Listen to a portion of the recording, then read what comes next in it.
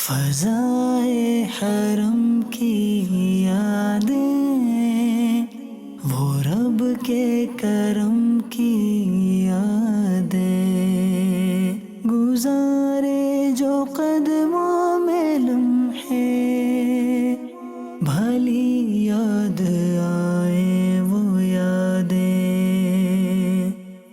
الحمدللہ رب العالمین والصلاة والسلام علی سید المرسلین، اما بعد فاعوذ باللہ من الشیطان الرجیم، بسم اللہ الرحمن الرحیم۔ الصلاة والسلام علیک یا رسول اللہ وعلی آلک واصحابک یا حبیب اللہ، الصلاة والسلام علیک یا نبی اللہ وعلی آلک واصحابک یا نور اللہ۔ اللہ کے آخری نبی محمد عربی صلی اللہ تعالی علیہ وآلہ وسلم نے ارشاد فرمایا، جو کوئی مجھ پر ایک بار درود پڑھتا ہے اللہ تعالیٰ اس پر 10 رحمت نازل فرماتا ہے۔ صلو علی الحبیب صلی اللہ تعالی علی محمد۔ خوشگوار یادیں ہمارا سلسلہ ہے، اور آج کے ہمارے اس پروگرام میں جو شریک ہیں وہ مفتی علی اصغر صاحب ماشاءاللہ ہیں، جو ہمارے دارالفتہ اہل سنت میں مفتی صاحب بھی ہیں اور تحقیقات شرعیہ کے رکن بھی ہیں۔ آپ تجارت کے عنوان پر انہیں کافی دیکھتے ہیں، اور حقیقت یہ ہے کہ حج کے عنوان پر بھی ان کی کافی ویڈیوز اور پروگرام ہمارے مدنی چینل پر چلتے رہے ہیں۔ اس بار ایک اگر یہ اس کا نام خوشگوار یادیں نہ ہوتا پروگرام کا، تو میں ان سے حج کے پروگرام کے نہ ہونے پر ان کے تاثرات و جذبات لیتا، لیکن یہ بھی ایک اچھی بات ہوتی ہے کہ ایک اتنا اہم اور چیز نہیں ہوتی، اور پھر اس کے بعد ایک دل میں کلک سا ہو جاتا ہے کہ کاش کہ یہ ہوتا۔ مفتی صاحب آپ حج پر کرتے تھے پروگرام، میں پوچھ ہی لیتا ہوں، ہاں اس بار نہیں ہو سکا۔ دیکھیے، مجھے اپنے پروگرام نہ ہونے کا تو شاید ہی کوئی غم ہو، لیکن جو سما سنا ہے، مطاف سنا ہے، اس وقت عرفات سنا ہے، اور وہ لاکھوں لاکھ مسلمان جو نہیں آ سکے، ان کے جذبات کا کئی دفعہ خیال آتا ہے۔ ان کو کیا بھی کہ آج کل تو صبح شام خیال آتا ہے کہ ان بیچاروں کے کیا جذبات ہوں۔ ہر سال مطلب میرا خیال ہے شاید کئی ایسے ہوں گے جنہوں نے 25 30 سال کے بعد شاید اپنے ملک میں، یعنی پاکستان کی بات نہیں کر رہا، دنیا بھر کی بات کر رہا ہوں، شاید کئی برسوں کے بعد یا جب سے ہوش سنبھالو شاید پہلی بار اپنے گھر میں اپنے ملک میں انہوں نے یہ ایام گزارے ہوں گے، باقی یہ وقت تو ان کا وہیں گزرتا تھا۔ سالانہ حاجی جس کو ہم کہتے ہیں نا، بلکہ کئی بار ان کے سفر ہوتے ہیں اللہ کی رحمت سے، مگر ایسے بھی ہیں جو سالانہ حج کرتے ہیں اور اپنی پوری فیملی کے ساتھ حج کی ان کو اللہ کریم سعادت عطا فرماتا اتنے ہے۔ ایسے لوگ ہوں گے کہ ظاہر بات ایک طبقہ جو بڑھاپے میں جاتا ہے اور اگلے سال عمر ان کا ساتھ نہ دے گی اور وہ دنیا سے رخصت تو یاد میں ہوں گے، آئے ہے۔ یہ بھی ایک بہت اہم بات ہے جسے محسوس کیا جا سکتا ہے۔ اللہ کرم کرے اور آپ کو اور ہمیں آتے سال میدان عرفات میں جمع ہونا نصیب فرمائے، احرام کی حالت میں حج کی نیت کے ساتھ مکہ بھی دیکھیں، مدینہ بھی دیکھیں، مینا، عرفات، مزدلفہ بھی دیکھیں۔ آج میں نے ایک سفر نامہ پڑھا حج پر، اور غالب کے ایک معاصر شاعر تھے، بڑے شاعروں میں شمار ہوتے ہیں، اسی کے زمانے کے تھے، جی ہاں، اور وہ گئے ہیں، جو نقشہ انہوں نے کھینچا ہے، کیونکہ ادیب تھے وہ، ان کی کشتی بھی جو ہے نا وہ ٹوٹ گئی تھی، یعنی اسٹیم انجن آغاز ہو چکا تھا، لیکن وہ پھر بھی پردے والی جہاز میں گئے تھے، تو ٹکرا گئی ایک اس سے چٹان سے، تو پھر کیا معاملات ہوئے سب کچھ لکھا۔ پھر جو نقشہ انہوں نے جو کھینچا ہے نا، کمال کا نقشہ کھینچا ہے کہ جی اس وقت حرم میں سب سے با علم، سب سے زیادہ تقوی والے عالم، حنفی عالم ہے عبداللہ سراج رحمۃ اللہ تعالی۔ حضرت عبداللہ سراج وہ ہیں جن کی کئی کتابیں اس وقت جو ہیں وہ پڑھی جا رہی ہیں اور ترجمہ بھی کیا جا رہا ہے، اور ابھی ہمارے ملتان کے جامعۃ المدینہ کے استاد نے بھی ایک کتاب کا ترجمہ کیا ہے۔ اعلیٰ حضرت علامہ سے ان کی ملاقات ہے، اور مولانا عابد سندھی کا مدینہ منورہ میں تذکرہ کیا۔ ایک ادا جو ہم تقریباً بھول چکے ہیں، لاکھوں لاکھ حاجیوں کو پتہ ہی نہیں ہوتی۔ پیارے آقا علیہ السلام جب واپس تشریف لایا کرتے تھے مینا سے، تو وادی محسب میں قیام فرماتے تھے. جعفریہ کے علاقے میں آج بھی وہاں ایک مسجد بنی ہوئی ہے. تو انہوں نے لکھا ہے کہ باقاعدہ ہم وہاں گئے اور وہاں نماز ادا کی. بارشت میں بھی ہے کہ سنت موقدہ کہا گیا ہے، اب تو اس کا موقع ہی نہیں آتا، لاکھوں لاکھ لوگ ہیں. پھر مدینہ منورہ کا نقشہ کھینچا، وہ جو اعلیٰ حضرت کا شعر ہے ڈر اور خوف والا، اس کا پورا پس منظر سمجھ میں آیا کہ کیا حالات تھے کہ لوگ، یعنی وہاں کچھ ڈاکو لوگ بد نصیب تھے جو لوٹا کرتے تھے زائرین کو. تو پھر ایک نیا حکمران آیا، اس نے معاہدہ کیا عرب لوگوں سے کہ یہ کام بالکل نہیں ہونا چاہیے ورنہ کوئی رعایت نہیں ہوگی. اس کے بعد یہ حالات کم ہوئے اور یہ کہنے لگے، بڑے بے خوف و خطر میں روانہ ہوا. تو آج بھی یوں تھوڑی سی یادیں تو تازہ کی ہیں. ماشاء اللہ، اللہ تعالیٰ خیر فرمائے. مفتی صاحب، ہمارے پروگرام میں ہم پہلے قربانی کے جانوروں کے تعلق سے کچھ خوشگوار یادوں کا تبادلہ کرتے ہیں. اب یہ ارشاد فرمائیے کہ عید قربان آپ نے گھر والوں کے ساتھ مناتے رہے یا شروع سے ہی جامعۃ المدینہ میں ہی عید قربان کے دن گزرتے رہے؟ میری عمر کوئی 18 سال تھی. ایف ایس سی کرنے کے بعد میں نے درس نظامی کے لیے سفر اختیار کیا اور گھر سے باہر آیا. کہاں سے آپ کا تعلق تھا؟ میرا بیسکلی تعلق تو ڈسٹرکٹ میرپور خاص کا شہر ہے چھٹو، وہاں سے تعلق تھا. اور 18 سال سے پہلے ساری عیدیں گھر ہی گزری، اور اس کے بعد بھی جیسے جیسے پالیسی ہوتی رہی، چھٹیاں ہوتی تھی تو چلے جاتے تھے، نہیں ہوتی تھی رک جاتے تھے، ایسا سلسلہ ہوتا تھا. کمبائنڈ فیملی تھی مفتی صاحب؟ بالکل کمبائنڈ فیملی تھی. میں گھر میں سب سے چھوٹا ہوں اور 3 بہنیں. میری شادی ان کی ہو چکی تھی جب میں درس نظامی کرنے آیا. بھائی کی فیملی تھی اور میں تھا اور والدہ تھی. والد صاحب کا انتقال 1994 میں ہو گیا، 93 میں ہو گیا تھا. اچھا، میں 9 کلاس میں تھا اس وقت. مطلب والد صاحب کے انتقال کے بعد پھر درس نظامی کی طرف آنا ہوا؟ میں ماحول میں تو آ چکا تھا. والد صاحب جب زندہ تھے، گھر والے ذرا مطمئن نہیں تھے کہ میں مولوی بنے گا، کیا بنے گا، ایک جو عام سوچ ہوتی ہے. والد صاحب کا جب وصال ہوا اور پھر جو اسلامی بیت آئے، رفاقت تو تھی، ماحول میں بھی آ چکا تھا میں. اور پھر جنازہ، تدفین اور پھر سارے جو معاملات ہوئے، اس سے گھر والے بہت متاثر ہوئے. یعنی دعوت اسلامی والوں کی وہ تجہیز و تکفین، کفن دفن میں جو ایک حصہ لینا ہوتا ہے، تو ایک ایصال ثواب، شریک ہونا، نعت خوانی کرنا قبر پہ، یہ سب جو مراحل ہیں، اس سے بہت اثر پڑا، گھر میں اثر پڑا. پھر اس کے بعد آپ درس نظامی کی طرف تشریف لائے. 93 کی بات ہے یہ. پھر میں ماحول میں ہی تو یہیں آ گئے تھے باب المدینہ. اچھا، پھر کراچی میں تو آپ رہائش تھے یا آنا جانا تھا؟ 2 سال تک تو آنا جانا رہا. اچھا. بھائی بک کی سروس بھی چونکہ کراچی میں تھی تو گھر اب کوئی بھی نہیں تھا. ویسے تو میرا ننیال ہے جڈو، ماموں وغیرہ موجود ہوتے تھے وہاں پہ، لیکن 98 میں جو ہے پھر فیملی بھی کراچی شفٹ ہو گئی. اچھا، تو یہ جامعۃ المدینہ گلستان جوہر جو تعلیم کا جو آغاز ہوا گودرا کالونی سے ہوا. اچھا، گودرا کالونی سے آغاز ہوا. اس وقت جامعۃ المدینہ بھی نام نہیں تھا، مدرسۃ المدینہ تھا، اور جامعۃ المدینہ تو بہت بعد میں ہوا ہے. تو سید عبد القادر باپو شریف ماشاء اللہ ان کی فراست تھی کہ انہوں نے گلستان جوہر منتقلی کا ڈیسیجن لیا اور بالکل گلستان جوہر آباد ہو رہا تھا، نیا آباد ہو رہا تھا، اور ہر دوسرے اپارٹمنٹ میں مسجدیں تھیں.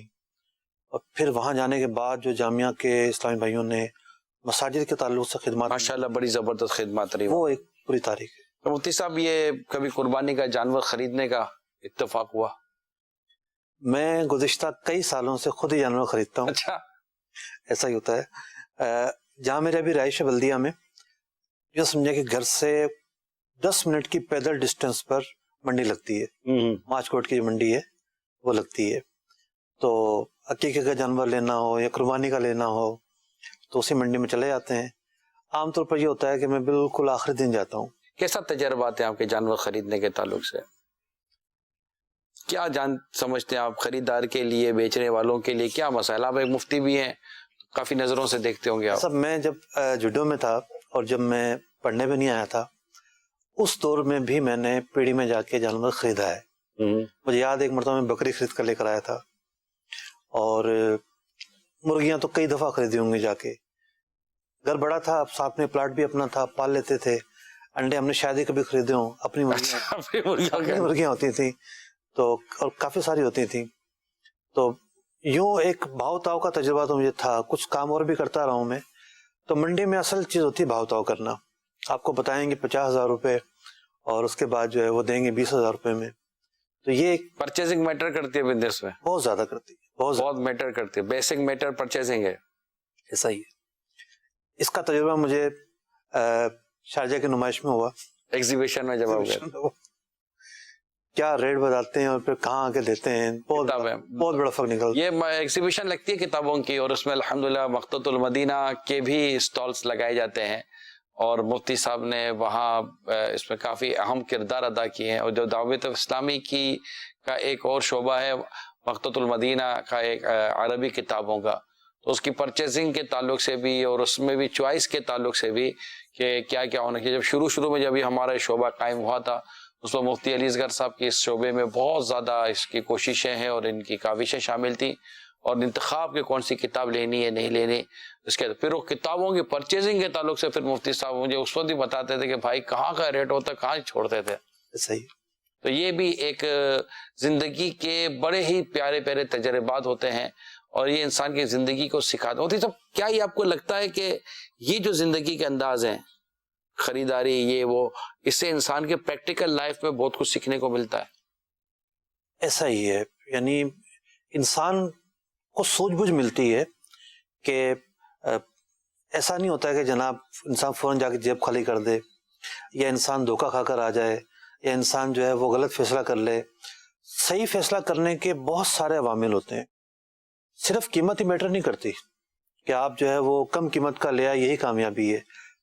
معیار، اچھی چیز ہونا، معیار ہونا، پھر اگر آپ گھر خرید رہے ہیں تو لوکیشن کا ہونا، بہت ساری چیزیں دیکھی جاتی ہیں۔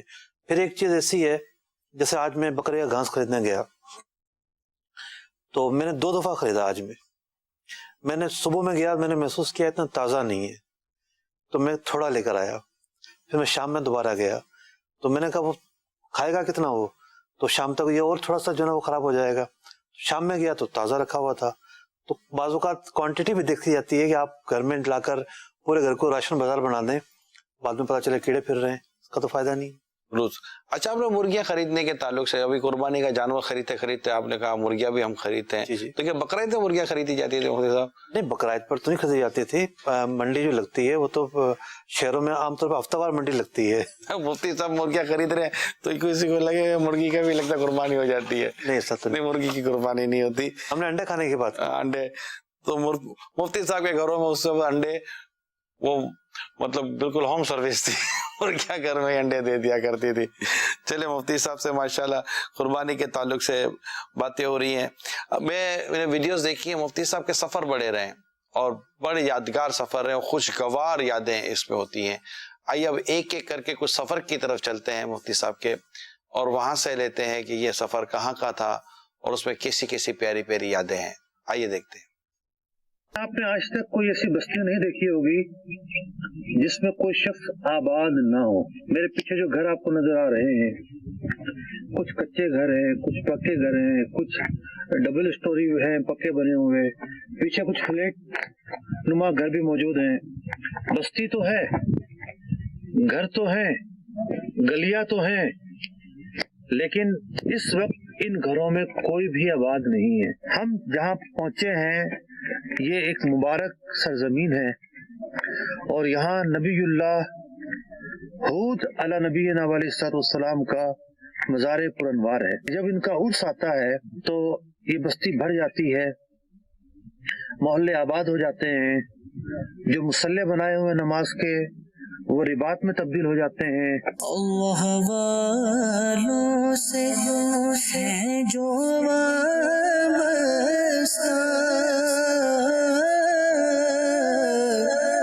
ہے مقامات مقدسہ۔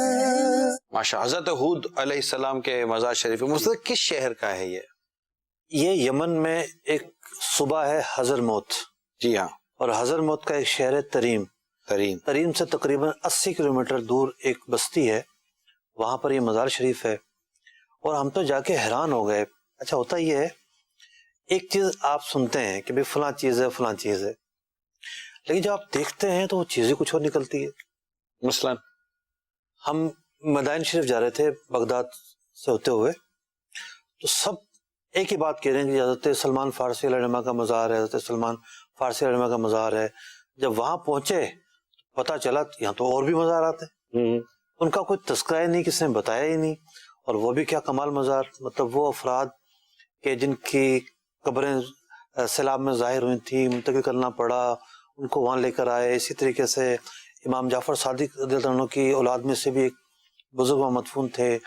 جا کر پتہ چلتا ہے کیا حوال ہے. مطلب اتنا تو پتا تھا کہ مزار شریف ہے، لیکن جب وہاں گئے تو پتہ چلا یہ تو رنگ ہی کچھ اور ہے.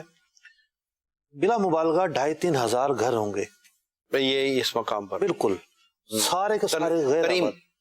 تریم سے دور ہے، 80 کلومیٹر دور ہے. سارے کے سارے غیر آباد ہیں، ایک فرد بھی نہیں. زیادہ زیادہ ہو سکتا ہے کوئی چوکیدار باہر بیٹھا ہو. اور پھر جب عرس آتا ہے آپ کا، شعبان میں عرس آتا ہے، اور پھر یہ سارے آباد ہو جاتے ہیں. اور پھر جو رنگ وہاں بتایا لوگوں نے، اب علماء مختلف گھروں میں آگے بیٹھتے ہیں، ان کے سین بھی ہوتے ہیں، سب کچھ ہوتے ہیں، اسپیکر لگتے ہیں. ظہر میں فلاں عالم کے پاس جانا ہے، ساری قوم وہاں متوجہ ہوتی ہے. اب وہاں جو پہنچ گیا، باقی اسپیکروں کے ذریعے ان کا واضح نصیحت سنے گا، بیان سنے گا. عصر میں فلاں، مغرب میں فلاں. ایک بھی عورت یہاں نہیں آتی، ایک بھی عورت نہیں آتی. Women are not allowed. Not allow. اچھا پھر قبائل آتے ہیں، ان کے اپنے اپنے محلے ہیں، اپنی اپنی بستیاں ہیں. 3 دن وہیں کھانا پکانا ہوتا ہے، وہیں وہ آباد رہتے ہیں. مفتی صاحب آپ نے فرمایا کہ یہاں کوئی آباد نہیں ہے، اکا دکا جیسا آپ نے فرمایا، اور یہ عرس پاک کے موقع پر یہ شہر جیسے کہ آباد ہو جاتا ہے. تو آباد نہ رہنا یعنی کہ یہ عرس کے علاوہ وہاں کوئی بھی نہیں رہتا. مکان تو بنے ہوئے ہیں، اس کی کوئی خاص وجہ ہے کوئی بیان کی وہاں کے لوگوں نے؟ پانی تو وہاں پر موجود ہے، ایسا تو نہیں کہ پانی نہ ہو، بس وہ علاقہ ایسا ہے کہ وہاں آبادی کم ہے. ہر ملک کی مقامی آبادی اتنی ہو ایسا تو نہیں ہے. کئی ملک ایسے ہیں آپ دیکھ لیں جن کی مقامی آبادیاں بہت تھوڑی سی ملیں گی، غیر ملکی آباد ہوتے ہیں. لیکن ہم دیکھتے ہیں کہ جہاں اتنے بڑے اور مزار شریف ہوتے ہیں وہاں پر پھر لوگ، جیسے کہ حضرت ہود علیہ السلام کا جو مزار پاک، اللہ مجھے بھی زیارت نصیب فرمائے. دل تو بہت دیکھا تو کافی اس میں دل کر رہا تھا کہ انشاءاللہ جا کر زیارت کریں گے. تو وہاں چونکہ ہمارے یہاں مزارات پر تو حاضریاں ہوتی رہتی ہیں، مشائخ تو آتے رہتے ہیں، عوام بھی آتی رہتی ہے، عوام بھی آتی رہتی ہے. تو پھر ایسے پھر لوگ آباد ہوتے ہیں، دکانیں کھول لیتے ہیں. ایسا نہیں. اور جیسے ہم یہاں گئے تھے صلی اللہ تعالی محمد، انڈونیشیا گئے، تو انڈونیشیا کے ایک شہر میں گئے، وہاں مزار پر ہم کو لے گئے. تو وہ مزار تھا تو اندر کی طرف، لیکن وہ کیا وہ مزار کے آبادی تھی، دکانیں تھی، تسبیح، ٹوپی. اب وہ یاد ہے مزارات کے گرد گرد اس طرح کی دکانیں بن جاتی. حضرت امام شاذلی رحمۃ اللہ تعالی کا مزار شریف ہے مصر میں. 1980 کے قریب ایک بزرگ وہاں پر وزیر اوقاف بنے اور مفتی مصر بھی تھے، شیخ الازہر بھی تھے. عبد الحلیم کر کے ان کا نام تھا، اور صوفیہ میں بڑا ان کا نام ہے. انہوں نے پہلی مرتبہ وہاں تک جانے کا روڈ بنوایا. امام شاذلی کا مزار بھی بڑا نام ہے، صحرا میں، صحرا ہی صحرا، یعنی وہ حج کے لیے جا رہے تھے، راستے میں ان کا وصال ہوا، وہاں تک پہنچنے کا پکا راستہ بھی نہیں تھا. پھر امام رفاعی رحمۃ اللہ تعالی کا مزار شریف، یہ بغداد سے بصرہ آتے ہوئے ناصریہ کا ایک علاقہ ہے، وہاں پر ہے. ہم بغداد سے بصرہ گئے تھے لیکن یہاں نہیں جا سکے. کچھ اسلام بھائی گئے تھے یہاں پہ، وہ بھی بالکل الگ تھلگ ایریا ہے، اور کوئی زیادہ وہ ریل پیل نہیں ہے وہاں پر. نام کتنے بڑے بڑے ہیں لیکن الگ انداز ہوتے ہیں. بعض یہ مجھے تو حیرت ہوئی تھی جب آپ کا میں نے ویڈیو دیکھا تھا کہ یہاں پر عرس پاک کے علاوہ آبادی نہیں ہے. تو ایک ذہن میں ایک سوال ہوا تھا، میں پوچھ لوں گا آپ سے کہ آخر یہ آبادی نہ ہونے کی، لیکن مجھے ایسا محسوس ہوتا ہے مفتی صاحب کہ کوئی نہ کوئی وہاں پر بات کی جائے گی تو شاید کوئی وجہ نکلے گی کہ عرس کے علاوہ آبادی کیوں نہیں ہے. کیونکہ یہ پریکٹس نہیں ہے اس طرح، جہاں مزار اتنی بڑی مزار شریف ہو، اتنا بڑا دربار ہے نا. تب یعنی مجھے مدینہ پاک اور بغداد شریف بھی حاضری ہوئی ہے، مدینہ پاک بھی حاضری ہوئی ہے. تو چند مدینہ پاک کی تو بات ہی خیر الگ ہے، اس کا مقام مرتبہ اس کی عقیدت کی طرف جو ہمارا وہ ہوتا ہے، لیکن سب میرا بہت زیادہ جو وہ اب توجہ وہ بنتا ہے وہ طبیعت جاتی ہے ادھر حضرت ابو ایوب انصاری رضی اللہ تعالیٰ عنہ، استنبول ترکی، جب دربار ہے وہاں حاضری کا ایک اپنا لطف ہے اور صحن ہے اتنا بڑا، اور چاروں طرف دیکھیں گے تو دکانیں اور ہوٹلیں اور بازار بنے ہوئے ہیں کیونکہ لوگوں کا جمع کا فیر ہوتا ہے. تو یوں تھوڑا ذہن میں آیا تھا، انشاءاللہ پھر اس پر آپ سے مزید لیں گے، آگے ویڈیوز بھی ہیں، ذرا دیکھیں کیا پوچھتے ہیں ناظرین. جان محمد سے محمد شاہد قادری بات کر رہا ہوں. مفتی صاحب کی بارگاہ میں عرض ہے کہ آپ قربانی کا جانور خود ذبح کرتے ہیں؟ جزاک اللہ. یہ خریدتے خود ہیں تو ذبح بھی خود کرتے ہیں مفتی صاحب؟ میں نے آج تک خود تو ذبح نہیں کیا، لیکن یہ سوچ رہا تھا کہ خود کر لیں تو اچھا ہے، تھوڑا جلدی ہو جائے گا، ورنہ تو انتظار کرنا پڑتا ہے. جڈو میں جب ہم لوگ تھے تو والد صاحب بھائی وغیرہ خود ہی کیا کرتے تھے. اچھا اچھا اچھا. ہاں تو دیکھا تو ہے، خود کرنا اتنا مشکل نہیں، چونکہ پریکٹس نہیں ہے. جس کام کی آپ کو پریکٹس نہ ہو تو ہوتا ہی ہے. گرائیں گے تو پتا چلے گا تو کیا ہوتا ہے. چلے پھر اس کی ویڈیو بنائے گا ضرور مفتی صاحب، اگر آپ خود کریں تو. جی کال دیں. میرا مفتی علیہ الصلوۃ صاحب سے سوال ہے کہ آپ کو جانوروں کے گوشت میں سب سے زیادہ کون سا گوشت پسند ہے؟ جی مفتی صاحب، میری تو کوشش یہی ہوتی ہے کہ گھر میں بکرے کا گوشت ہی پکایا جائے. طبی نقطہ نگاہ سے بھی یورک ایسڈ جو ہے نا وہ زیادہ کرتا ہے بڑے کا گوشت، تو پھر یہ ہے کہ بکرا زیادہ پسند ہے. کون سا گوشت میں بھی جیسے کہ دستی ہوتی ہے، گردن کا گوشت ہوتا ہے، کمر کا گوشت ہوتا ہے، سرکار صلی اللہ علیہ وسلم کی بھی پسند بیان کی جاتی ہے. پیارے آقا صلی اللہ علیہ وسلم بازو پسند فرمایا کرتے تھے. بون کا جو گوشت ہے وہ اچھا لگتا ہے کافی. بون کا ایک گوشت ہوتا ہے، نرم نرم ہوتا ہے، ہڈی بھی نہیں ہوتی، کافی اچھا ہوتا ہے. چلیں آئیے ایک اور منظر کی طرف چلتے ہیں. اولیاء کا، اقطاب کا، صالحین کا یہ شہر ہے. اللہ تعالیٰ کے بہت بڑے ولی گزرے ہیں، شیخ عبد الرحمن سقف عربی میں چھت کو کہتے ہیں. یہ سب سے پہلے وہ ہستی ہیں اکابر امت میں سے جن کا لقب سقاف پڑا ہے، اور ان کا لقب سقاف اس لیے پڑا ہے کہ یہ اولیاء کے لیے چھت ہے. سبحان اللہ. اولیاء جو ہے اپنے وقت کے ان کی چھت کے نیچے، ان کے سائے کے نیچے ہوتے تھے، اس لیے عبد الرحمن سقاف کہلائے. یہ وہ مسجد ہے جو شیخ عبد الرحمن سقاف علیہ الرحمہ نے اپنے ہاتھوں سے بنائی تھی.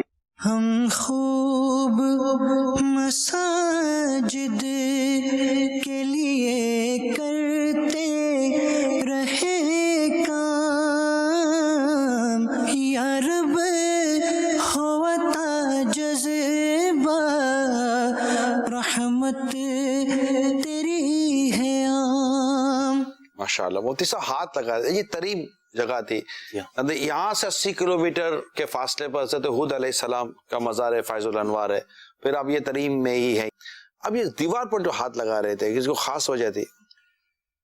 سب اہل تریم کی جو عقیدت اور محبت ہے، اور وہ جو شہر میں جو روحانیت ہے، میں اسے زندگی بھر نہیں بھول سکتا. تریم میں یمن خود مفتی صاحب آپ کو لگتا ہے کہ یمن خود ایک پرکشش اور بابرکت ملک ہے؟ بالکل بابرکت ملک ہے. یمن ہو کہ شام ہو. پیارے آقا علیہ السلام نے دعا فرمائی ہے اس کے لیے.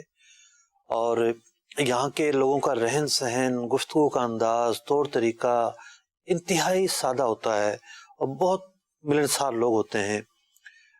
زرخیزی بہت ہے، علم کے معاملے میں بہت زرخیزی ہے. تریم کی روحانیت کو آپ سب دیکھیے کہ اس شہر کی آبادی کم و بیش 2 لاکھ تو ہوگی. 2 لاکھ نہ ہوئی تو 1.5 لاکھ ہوگی، 1 لاکھ ہوگی. اس شہر میں جانے والا کسی بھی عورت کا چہرہ نہیں دیکھتا. گلی محلوں میں کیا، گاؤں دیہات میں بھی کوئی عورت اگر یہ اس وقت کی آپ بات اس وقت کی بات کر رہا ہوں گزر رہی ہے، با پردہ ہوگی. ہم میزبانوں کے ساتھ ایک گاؤں میں بھی گئے، وہاں بھی ایک محفل تھی، تو ایک خاتون پر نظر پڑی، وہ بکریاں چلا رہی تھی. اس نے بھی نقاب لیا ہوا تھا پورا، اس کا بھی چہرہ کھلا ہوا نہیں تھا. اچھا، ان شہر والوں کی ثقافت دیکھیے کہ ان کے جو گھر بنتے ہیں، RCC کی چھتیں ہوتی ہیں، اور بیم اٹھتے ہیں، پلر اٹھتے ہیں، سب کچھ ہوتا ہے، لیکن دیواریں مٹی کی بنتی ہیں آج بھی. 2-2 فٹ یا 1.5 فٹ کی مٹی کی دیوار بنے گی اور باقاعدہ جو ہے نا باہر سے راگے کی لپائی ہوگی. میں نے پوچھا بھی کیا وجہ ہے؟ کہہ رہے ہیں ایک تو یہ کہ ہماری ثقافت ہے, دوسرا ہے کہ ٹھنڈی رہتی ہے. اچھا یہ جو مسجد ہم دیکھ رہے ہیں, محبت کا عالم دیکھیے. میں حاضر ہوا یہاں پہ حضرت امام سیلانی رحمۃ اللہ تعالی کے مزار پر, باولپور کے قریب ہے. یہاں بھی میں نے یہ منظر دیکھا کہ حضرت کے زمانے کی جو مسجد ہے انہوں نے آج بھی رکھی ہوئی ہے, ماشاءاللہ, اور بڑی مسجد بھی موجود ہے, وہ مسجد آج بھی رکھی ہوئی ہے. یہاں معاملہ یہ ہے کہ یہ ایک محلہ خاص جہاں اولیاء اللہ کے گھر ہوا کرتے تھے, ان کی بنائی ہوئی مسجدیں ہیں. ایک گلی میں 3 مسجدیں بھی ہیں. انہوں نے اس کی توسیع نہیں کی, مٹی کی بنی ہوئی تھی, آج تک وہ مٹی کی ہیں, چھتیں ویسی ہیں, صرف لپائی وغیرہ اس کی تزئین کر لیتے ہیں, اس کی توسیع نہیں کی. کہ یہ یادگار بزرگوں سے منسوب ہے, ہم اتنی رکھیں گے. بھر جاتی ہے مسجد تو دوسری مسجد بنا لیں گے, اسی گلی میں دوسری مسجد بھی موجود ہے, پتہ چلا وہ کسی اور بزرگ کی ہے. تو یوں پوری ایک تاریخ ہے وہاں پر, پوری ایک ثقافت ہے, محبت ہے. اور یعنی یمن کا کہہ سکتے ہیں آپ کا سفر ایک اپنی زندگی کا یادگار اور خوشگوار ترین سفروں میں کئی اعتبار سے یعنی آپ پر پوری یمن پر ایک صرف خوشگوار ہی نہیں, جب ہم کیونکہ بائی روڈ سفر ہوا پھر اس میں تو جہاز جو نا وہ بند تھے وہاں پہ, سلالہ کے راستے سے ہم گئے تو ایسا محسوس ہوا کہ بڑا پر خطر سفر. سلالہ سے گئے تھے آپ؟ سلالہ سے گئے. بھئی اصل آپ جب یمن کی بات کہتے تو مجھے سلالہ یاد آیا تھا. میں جب سلالہ میں تھا, یہ عمان کا ایک شہر ہے سلالہ, وہاں بھی مزارات ہیں ماشاءاللہ بڑے, بہت ہی پرکشش اور یاد مدینہ جیسے جب وہاں جاتے ہیں مدینے کی یاد آ جاتی ہے. تو وہیں پر مجھے اسلامیہ نے بتایا تھا کہ وہ دور سے آپ کو یمن نظر آئے گا. خود سلالہ یمن کا حصہ تھا کے زمانے میں. یہ وجہ ہے کہ یہاں شفافے کی کثرت ہے. تو جب ہم نکلے ہیں سلالہ سے بائی روڈ تقریباً 12 گھنٹے سے زیادہ کا راستہ تھا, ایسا لگا پہلے تو ایسا لگا کہ ہم افغانستان میں آ گئے. وہاں کے جو 3 طرح کے نظام, 3 طرح کے مختلف قبائلی لوگ بھی تھے جیسا بلوچستان وغیرہ میں ہوتا ہے. اچھا کچھ ملکی افواج بھی تھیں, پھر اتحاد کی افواج بھی تھیں. تو سناٹا ہی سناٹا. تو لیکن الحمدللہ بہت بہتر سفر رہا. دل میں خوف خطرہ ضرور تھا. اس میں بھی ایک سرور ہے, جانا ضرور ہے. اچھا پھر جو مدینہ شریف کی جہاں سے یاد آئی, ایک قبرستان ہے وہاں پر, اس کا نام ہے زنبل شریف. کچھ صحابہ کرام کے بھی مزارات ہیں, اور تاریخ تصوف کی تاریخ ان لوگوں کے بغیر مکمل نہیں ہوتی جن حضرات کے وہاں مزارات ہیں, جن کا بھی نام لیا جا رہا تھا. مسجد دکھائی جا رہی تھی, مزار ان کا وہاں پر ہے. عبد الرحمن سقاف, امام جو ہے عمر مہدار, پھر فقیہ مقدم, اور اس طریقے سے شیخ امام اداروس, ان سب کے مزارات وہاں پر موجود ہیں. اور پھر جو ہے وہ جو ہمارے میزبان تھے جس مدرسے میں ہم جامعہ میں گئے تھے, ان کا یہ معمول ہے کہ جس طرح ہمارے ہاں جامعۃ المدینہ میں بسیں کھڑی ہو جاتی ہیں جمعرات کو آگے کہ بھی اجتماع میں جانا ہے, تو جمعے کو فجر کے بعد بسیں کھڑی ہو جاتی ہیں, 8-10 بسیں کھڑی ہو جائیں گی. سارے طلبہ جا کے اجتماعی حاضری دیں گے مزارات کی ماشاءاللہ. اور پھر آخر میں جا کے مولد شریف ہوگی. مفتی صاحب, دارالفتہ اہل سنت سے بھی آپ کا تعلق ہے. کوئی ایسا سائل جس نے آپ کے ذہن پر کوئی خوشگوار یادیں چھوڑی ہو؟ آتے ہیں لوگ سوال کرتے رہتے ہیں, نرم گرم گرم نرم. سب ہماری چونکہ فیلڈ ایسی ہے, کئی طرح کے سوالات ہوتے ہیں. کچھ سوالات تو وہ ہوتے ہیں کہ جس میں بڑی خوشی ہوتی ہے کہ جناب ایک بندہ جو ہے وہ یہ لے کر آیا تھا کہ میرا مسئلہ تو میں تو پھنس گیا ہوں اور شریعت بار سے اب میرے لیے کوئی راستہ نہیں ہے. لیکن جب اس کے سامنے ہم بیان کرتے ہیں کہ نہیں آپ کا تو بچت والی صورت ہے اور کوئی ایسا مسئلہ نہیں ہے, اس کی جو خوشی دیکھنے والی ہوتی ہے, شاید اس سے زیادہ خوشی ہمیں ہو رہی ہوتی ہے کہ ایک مسلمان کا مسئلہ حل کیا اور اسے وہ پیچیدگی میں نہیں پڑا. ہمیں اس وقت افسوس ہو رہا ہوتا ہے کہ جب ہم یہ یعنی آپ نے ان کو وہ یہ سوچ کر آئے تھے کہ میرے پاس حل نہیں ہے, میں تو غلطی ہو چکی ہے, بڑی غلطی ہو چکی ہے, اور وہ سمجھے کہ میں اب گیا اور آپ نے اس کو راستہ بتا دیا. صورت ایسی ہوتی ہے کہ وہ شرائط نہیں پائی گئی ہوتی ہیں یا وہ غلطی ہوئی نہیں ہوتی, وہ سمجھ رہا ہوتا ہے. یعنی یہ میں اس لیے آپ کے مفتی صاحب عرض کر رہا ہوں کہ عموماً ہم جب لوگوں کو کہتے ہیں نا جا کے شرعی رہنمائی لے لے تو وہ ڈرتے ہیں کہ نہیں یار وہ جائیں گے ہاتھ سے. نہیں جاتے ہاتھ سے. بہت سارے مسائل ایسے ہیں کہ جن کا شاید ہمیشہ لگتا ہے کہ یہ ہم پھنس گئے، لیکن اللہ تعالیٰ کی رحمت ہے، شریعت اور دین نے ہمارے لیے بڑے راستے بیان کیے ہوئے ہوتے ہیں. تو بعض ایسی صورتیں ہو جاتی ہیں جس میں ہمیں نہیں لگتا کہ کوئی راستہ ہوگا، لیکن مفتی تو مفتی ہوتے ہیں، ان کو پتہ ہوتا ہے راستہ ہے یا نہیں ہے. البتہ یہ ضرور ہے کہ کوئلہ نہیں دھلتا. آپ کوئلہ دھونے کے لیے جائیں گے تو نہیں دھلے گا، جو یہی چیز نہ تو نہ، تو یہ ایسی چیزیں بن جاتی ہیں. اچھا، اسی طریقے سے یہ ہوتا ہے کہ جب ہم کہتے ہیں کہ بھئی یہ نقصان ہو گیا یا یہ طلاق ہو گئی ہے یا یہ فلاں حکم ہے، اور اس کے لیے بڑا سخت ہوتا ہے، صدمے کا باعث ہوتا ہے. جس طریقے سے ایک ڈاکٹر کے لیے مشکل ہوتا ہے آ کے کہنا کہ بھی بندہ جو ہے وہ ایکسپائر ہو گیا ہے، بڑا ایک ہمت کر کے کہہ رہا ہوتا ہے، ہمارے لیے بھی ایسا سخت حکم بیان کرنا مشکل ہوتی ہے. ہم بھی اس شخص کی تکلیف، اس کا درد محسوس کر رہے ہوتے ہیں. ایسا بھی ہوا ہے، مختلف واقعات ہوئے سائلنٹ کے حوالے سے. ایک سائل کا مسئلہ بہت پیچیدہ ہو گیا، وہ اب میرے سامنے بیٹھا ہے کہ مفتی صاحب کوئی راستہ نکال دیں. میں نے کہا دیکھیں بھائی، میری اور آپ کی پہلی ملاقات ہے، میرا کوئی رشتہ دار بھی ہوتا جو حکم شریعت ہے میں اس کے سامنے بھی یہ بیان کرتا. کپڑے کی دکان تو ہے نہیں کہ میں کہوں کہ جی ڈسکاؤنٹ دے دیتے ہیں آپ کے لیے. تو اب اس سے گفتگو ہو رہی ہے. اس نے آ کے ایک صورت بیان کی تھی، پیپر لے کر آیا تھا، جی 3 طلاقیں ہو رہی تھیں، کوئی شبہ ہی نہیں تھا 3 طلاقیں ہونے میں. اب اس نے، ہوتا تو یہ ہے کہ ہم تاریخ کے حساب سے پوچھتے ہیں کہ بھی پہلی طلاق کس تاریخ کو دی تھی، پیپر کب بھیجے تھے، اس موقع پر تفصیلات لیتے ہیں. تفصیلات دیتے ہیں. اس موقع پر شاید ایسا کچھ ہوا کہ تاریخ کی طرف توجہ نہیں گئی، کیا ہوا. باتوں باتوں میں اس نے بتایا کہ جی طلاق تو اتنا عرصہ پہلے دی تھی، پیپر تو اتنے دن بعد بھیجے ہیں اس نے، اور دونوں الگ الگ تھے بالکل. بیوی بھی ناراض ہو کر بیٹھی ہوئی تھی.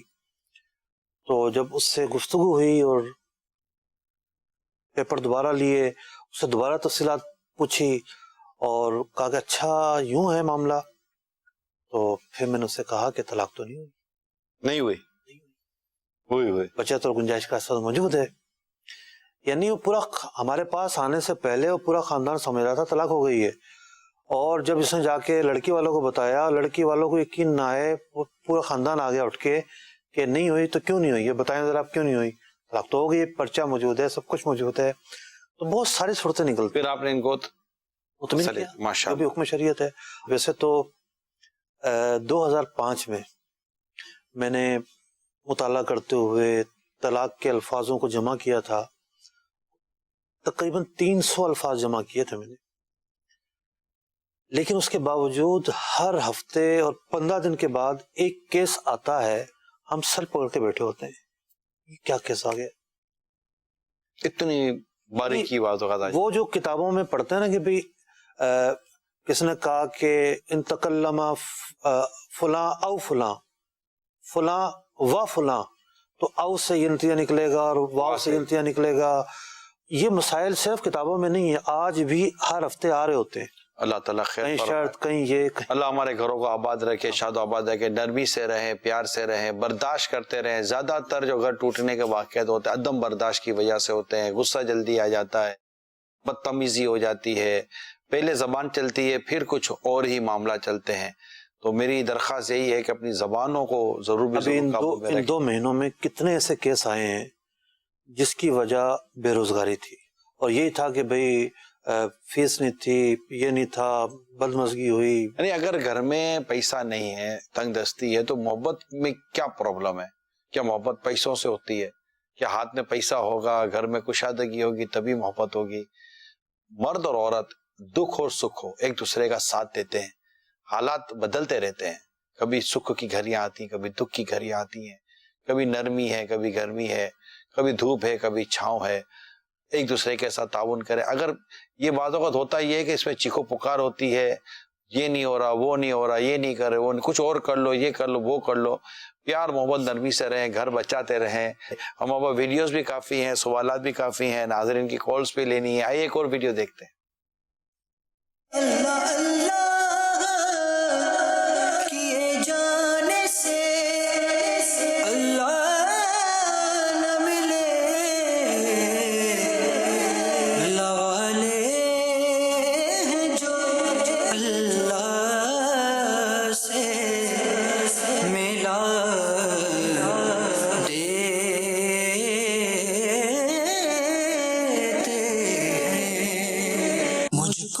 ملی ہے عزت عطار کی بدولت، مجھ کو ملی ہے عزت عطار کی بدولت، چمکی ہے میری قسمت عطار کی بدولت، ہم کو اے عطار سنی عالموں سے پیار ہے، انشاءاللہ دو جہاں میں اپنا بیڑا پار ہے، انشاءاللہ دو جہاں میں اپنا بیڑا پار ہے۔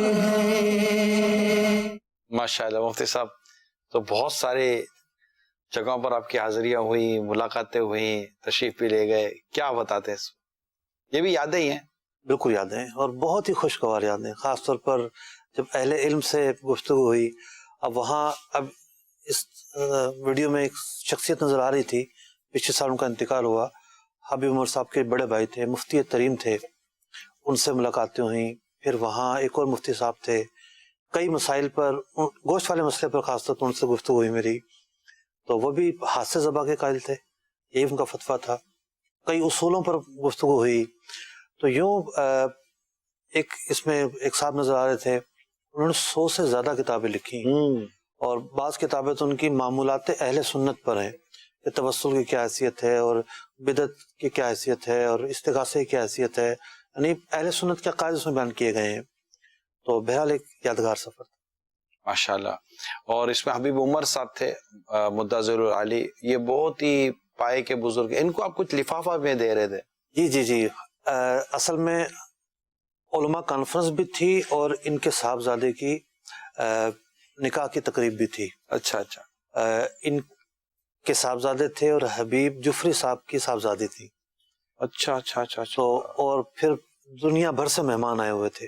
دونوں بڑے نام ہیں، بہت بڑے نام، بہت بڑے نام ہیں دونوں۔ اور کیا عرب شریف سے، کیا اردو سے، کیا اور ممالک سے، بہت سارے لوگ، عرب و عجم میں ان سے محبت کرنے والے لوگ موجود ہیں۔ تو امیر اہل سنت نے جو ہے وہ اپنے ہاتھ سے ایک مکتوب لکھا تھا ان کے نام، شادی کے تعلق سے، مبارکباد کے تعلق سے، تو وہ مکتوب ہم نے ان کی خدمت میں پیش کیا۔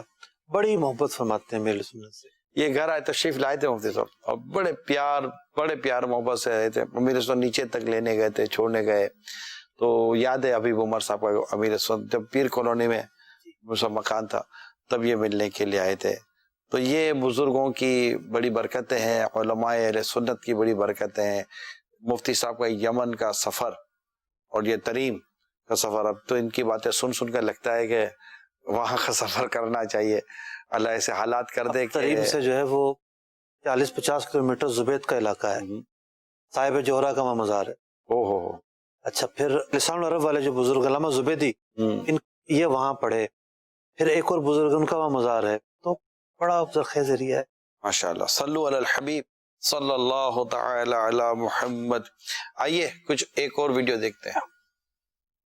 حج کا سفر پھرے میرے مولا نصیب ہو، حج کا سفر پھرے میرے مولا نصیب ہو۔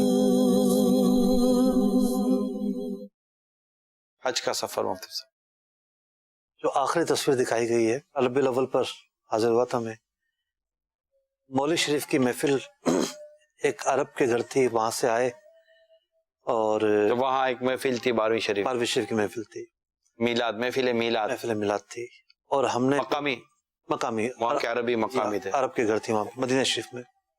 یہاں ہم حاضر ہوئے، یہاں ہم نے کچھ نعتیں پڑھی، سید الشہداء کی تصویر ہے۔ اس محفل میں یوں سمجھیں کہ ٹاپ کے 2 عرب نعت خواں تھے، ہم ابھی کھڑے تھے کہ وہ بھی آ گئے ابھی اس مقام پر۔ تو ہم نے ان سے کہا کہ بھئی ذرا آپ بھی تو کلام پڑھیں، اور پھر جو مزہ آیا، اللہ اکبر، بہت بہت مزہ آیا۔ مدینہ منورہ کی حاضری 2002 میں دورہ حدیث پڑھ رہا تھا، بس کسی جگہ میں گیا اور وہاں ایک ٹکٹ نکل آیا، اور اس میں مدینے کا ٹکٹ تھا، قرآن نازم نکلا تھا. اب ٹکٹ تو نکل آیا، باقی کہاں سے اخراجات ایک طالب علم کے پاس ہوں گے. تو دور حدیث شریف میں تھے آپ؟ دورہ حدیث شریف میں تھا. رجب کی یہ بات ہے، شعبان تک کلاس چلنی تھی. اس کے بعد کیا ہوا کہ ایک دوست تھا، کالوان والے کے پاس گئے کہ بھئی آپ کو ہم قسطوں میں باقی پیسے دے دیں گے. تو یوں سفر شروع ہوا. 2002 میں 25 شعبان معظم کو روانگی ہوئی. عمرہ شریف تھا؟ عمرے کے لیے. اور پیکیج 15 دن کا لیا تھا، لیکن مجھے پتا تھا اس میں 2-4 جاننے والے بھی ہیں. میں نے سوچا سامان ان کے پاس رکھوا کے میں مسجد میں چلا جاؤں گا. اور جو اس دوران عرب علماء سے، پاک و ہند کے علماء سے ملاقاتیں رہیں. یاس حضرت سنتے رہے تھے آپ؟ بالکل بالکل سنتے رہے تھے اور آپ پہنچ گئے. حضرت مالکی الوی صاحب رحمۃ اللہ تعالی علیہ اس وقت حیات تھے. ان کے آستانے پہ حاضر ہوئے. 28 شعبان تھی اور ان کے مدرسے میں، ان کا اپنا مدرسہ ہے وہاں پہ، الوی مالکی صاحب. جی ہاں، مدرس حرم رہے ہیں وہ. ان کے والد صاحب مسجد حرام شریف میں درس دیتے رہے ہیں، وہ خود درس دیتے رہے ہیں. اور مولوی شریف کی محفل ہو رہی تھی، وہ تقریب اسناد تھی. اس دن دستار بندی تھی اس مدرسے کی. اور آپ پہنچے؟ ہم اس مدرسے میں پہنچے، درس حدیث لی. مدینہ شریف جب میں پہنچا ایک مرتبہ مدرسی سفر میں، تو ایک دن دیکھا کہ ہٹو بچوں والی کیفیت ہے، اور پتہ چلا کہ الوی مالکی صاحب جا رہے ہیں، ان کے لیے دروازہ کھلے گا. اتنی بڑی شخصیت تھی. پھر جو ہے کئی عرب علماء کے ہاں محفلوں میں جانا ہوا، بہت سارے عرب علماء کے ہاں. اور ایک مرتبہ میں مسجد شریف سے نکلا تو ایک شامی بزرگ سے ملاقات ہوئی تھی. وہ محفل میں ملاقات ہوئی تھی ان سے. 2 بھائی تھے اور نعت بڑے اچھے پڑھتے تھے. حلب میں ایک مسجد کے امام تھے. مجھے کہنے لگے کہ کتب سے ملنا ہے. میں نے کہا کیوں؟ پوچھ آؤ میرے ساتھ. مجھے وہ لے گئے جنت البقیع کے پیچھے. کوئی کتب اولیاء کرام کی جو اقسام ہیں، جی، پیچھے کوئی پلازا تھا، تو وہاں ایک فلور پورا کا پورا جو ہے ریل پیل تھی. اس پہ جب ہم گئے تو اس پہ ریل پیل ہے. ایک طرف لنگر چل رہا ہے، رمضان کا مہینہ تھا، لوگ افطاری کرنے کے بعد وہاں بیٹھے ہیں. دوسری طرف جو ہے وہ لائن لگی ہوئی ملاقات کے لیے. تو شیخ عبد القادر سقاف رحمۃ اللہ تعالی علیہ، اصل تو یہ یمن سے تھے لیکن جدہ میں یہ مقیم ہوتے تھے، اور عالم استغراق میں ہی رہتے تھے، ہوش میں نہیں تھے. بس وہ لیٹے ہوئے ہیں، ہاتھ اٹھا کر ان کا جو ہے وہ بوسہ دیا اور ہاتھ رکھ دیا. یہ کیفیت ہوتی ہے. پتہ چلا 2 موقع پر مدینہ شریف آتے ہیں، صرف حج کے موقع پر اور 27 رمضان کے موقع پر. اور ایک شہرت تھی ان کی کہ نیک فرد ہیں. سب ملاقات ہوئی. حضرت زکریا رحمۃ اللہ تعالی علیہ 100 سال سے زیادہ ان کی عمر تھی. مولانا ضیاء الدین مدنی علیہ رحمہ کے خلیفہ بھی تھے. ماشاء اللہ. مسجد بلال کے پیچھے ان کا آستانہ تھا. آپ کی ایک جیسے ایسا لگتا ہے کہ آپ کی ایک اپنی بھی ایک وہ کہتے ہیں کہ خواہش یا آپ کی ایک کیفیت یہ ہے یا آپ کا جذبہ ایسا ہے کہ میں یوں ملوں، ملاقاتیں یہ وہ، تو یہ یمن کی باتیں کر رہے ہیں، دیگر باتیں کر رہے ہیں، تو یہ راستے جیسے کہ آپ کے خواہش اور آپ کی سوچ کے مطابق ہم تو فیض کے قائل لوگ ہیں نا، کہ اللہ تعالیٰ نے جو برکتیں رکھی ہیں. حضرت الوی مالکی صاحب آئے تھے کراچی، جی، جب ہم مفتی امین صاحب کے پاس پڑھتے تھے رحمۃ اللہ تعالی علیہ، تو ان کا جہاں قیام تھا وہ ہم کو لے گئے تھے. تو ہم پوچھتے تھے اب کریں کیا؟ تو کہتے تھے فلاں فلاں کی اجازت لے لو، فلاں فلاں کی اجازت لے لو. تو بہت لائن لگی ہوتی تھی. یہاں بھی میرا خیال ہے چند دنوں کے لیے آئے تھے، جی، تو ہم کو ہمارے مفتی صاحب لے کر گئے تھے. تو ان کی زیارت ہم نے یہاں کراچی میں کی تھی، وہاں تو خیر نہیں کر سکے تھے. امیر اہل سنت جو سند حدیث عطا فرماتے ہیں، جی، اس میں ڈاکٹر الوی مالکی صاحب جو ہیں ان سے بھی سند ہے. امیر اہل سنت کو بھی انہوں نے سند دی ہوئی. جی، صلو علی الحبیب صلی اللہ تعالی علی محمد. جی آئیے ایک اور ویڈیو دیکھتے ہیں. ہمارے علماء پیارے علماء، ہمارے علماء پیارے علماء. یہ کیا ہو رہا ہے مفتی صاحب؟ سب بس یہ اچانک ہی ہو گیا جو بھی ہو. چائے پینے گئے تھے، ابراہیم باپو بھی تھے، محبوب بھائی بھی تھے، تو بلی جو نا وہ آ کے بیٹھ گئی، اور محبوب بھائی تو مدینہ پاک کا واقعہ، کیمرے سے دور رہے تو بہت مشکل ہوتا ہے، تو انہوں نے یہ ویڈیو بنا لی. تو ماشاءاللہ شفقتیں بلی کی. مدینے کی بلی کیا بات ہے مدینے کی بلی کی، ماشاءاللہ. تو یہ ایک بڑا خوشگوار ویڈیو تھا اور آپ کو الحمدللہ دکھانے کی سعادت حاصل ہوئی. آئیے ایک اور ویڈیو دیکھتے ہیں. یہ جو مسجد ہے یہ مسجد نبوی سے پہلے بنائی گئی. رسول اکرم صلی اللہ علیہ وسلم مدینہ منورہ میں جب داخل ہوئے تو اسی راستے سے داخل ہوئے اور یہاں پر آپ خیمہ زن ہوئے، یہاں آپ نے پڑاؤ کیا اور یہاں کچھ عرصہ آپ نے قیام فرمایا اور اسلام کی پہلی مسجد کی بنیاد آپ علیہ السلام نے رکھی. اس مسجد کا نام ہے مسجد قباء. یہ وہ عظیم مسجد ہے. قرآن مجید فرقان حمید کی آیت مبارکہ اس مسجد کے حق میں نازل ہوئی. مسجد اسست علی التقوی، یہ وہ مسجد ہے کہ جو جس کی بنیاد تقوی پر رکھی گئی ہے، پرہیزگاری پر رکھی گئی ہے. نبی اکرم علیہ السلام نے ارشاد فرمایا کہ جو اس میں 2 رکعت نفل پڑھے اسے ایک عمرے کا ثواب ملتا ہے. مفہوم عرض کر رہا ہوں، مختلف الفاظوں کے ساتھ روایتیں ہیں. صلو علی الحبیب صلی اللہ تعالی علی محمد. ماشاءاللہ وہاں کی کوئی باتیں آپ کے سلسلے سے ایک خوشگوار طور پر مسجد قباء ایک چیز یاد آ گئی. یہ جو ویڈیو نظر آ رہی ہے، ایک اسلام بھائی آئے ہوئے تھے کوریا سے، ابراہیم باپو کے جاننے والے تھے. انہوں نے کہا کہ ایک ویڈیو بنا دیں آپ مسجدیں بنانے کی فضیلت پر، اور وہ جو ہے ہم وہاں عام کریں گے، ہم مسجدوں کی ضرورت ہے. یہ ویڈیو ہم نے بنا دی. اس کے بعد آ کے یہ غائب ہو گئی. ڈھونڈتے رہے، پوچھتے رہے. آج ہماری ٹیم نے یہ مواد بھیجا ہوا تو ویڈیو بھی سامنے آ گئی. یہ بھی خوشگوار رہتے. تو یہ بھی ایک چلے خوشگوار سی بات ہو گئی. مفتی صاحب دوران مطالعہ کوئی خوشگوار واقعہ ہوا ہو؟ مطالعہ تو ہوتا رہتا ہے. ایسا دوران مطالعہ خوشگوار واقعہ کب نہیں ہوتا. یعنی مطالعہ جو ہے وہ انسان اس میں پرواز کر رہا ہوتا ہے. ہاں جیسا مطالعہ ویسی پرواز. اگر تصوف کا مطالعہ ہے تو پھر تصوف میں اس کی پرواز جاری ہوتی ہے. قرآن پاک پڑھ رہا ہے تو قرآن پاک کے جو مطالب اور معنی، اور قرآن پاک پڑھنا میرے لیے تو بہت دشوار ہوتا ہے کیونکہ اتنے موضوعات ہیں قرآن پاک میں، اتنے موضوعات ہیں، یعنی جو ترجمے سے نظر آ رہے ہوتے ہیں وہ کچھ اور ہیں، اور ڈیٹیل میں جائیں کچھ اور ہیں. فقہ پڑھیں تو پھر اس کی ایک الگ پرواز ہوتی ہے. یعنی سیکھنے کو ملتا ہے نا بندے کو. جی یہ نیا اصول سیکھا، اچھا یہ وہاں کام آئے گا. یہ فلاں چیز سیکھی، اچھا اس سے یہ مسئلہ حل ہوگا. اچھا جنرل نالج پڑھیں تو اس کی ایک الگ پرواز ہوتی ہے. تو جو طبیعت تھکی ہو، طبیعت کے اندر جو ہے نا وہ اکتاہٹ ہو، جو مطالعے سے خوشگوار کیفیات پیدا ہوتی ہیں، اس کی اپنی بات ہوتی ہے. ماشاءاللہ کوئی ایسا پرٹیکولر واقعہ اس وقت بیان کرنے کی کوشش، لیکن نارملی مطالعہ جب بھی کرتے ہیں تو ایک اس طرح کی صورت. جب بھی مطالعہ ہوتا ہے نہ جانے کتنے مسائل ایسے ہوتے ہیں جس کا حل ملتا ہے، کہیں اشارتاً، کہیں جو ہے وہ صراحتاً. اور فقہ کا مطالعہ کرنے میں، تفسیر اور حدیث کا مطالعہ کرنے میں بالخصوص سب سے بڑا فائدہ اس کا یہ ہوتا ہے. بعض اوقات تو میں جو ہے وہ پکچر کھینچ کر بھیج رہا ہوں کہ بھئی وہ آپ نے جو مسئلہ لکھا تھا اس میں جو یہ سوال قائم ہوا تھا، ذرا اس کو دیکھ لو ذرا.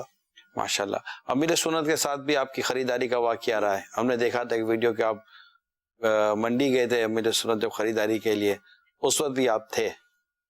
جی امیر علیہ سنت کے ساتھ تو ظاہری طور پر تو ظاہر بات ہم نہیں ہوتے آپ کی طرح.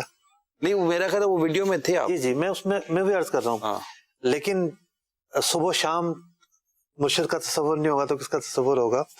وہ ایک کیٹل فارم میں جانا ہوا تھا. جی شاید خریداری تو نہیں کی تھی میرے سنت نے. نہیں مفتی فضیل صاحب بھی تھے، مفتی قاسم صاحب بھی تھے اور آپ بھی تھے. جی تو کیٹل فارم میں جانا ہوا تھا.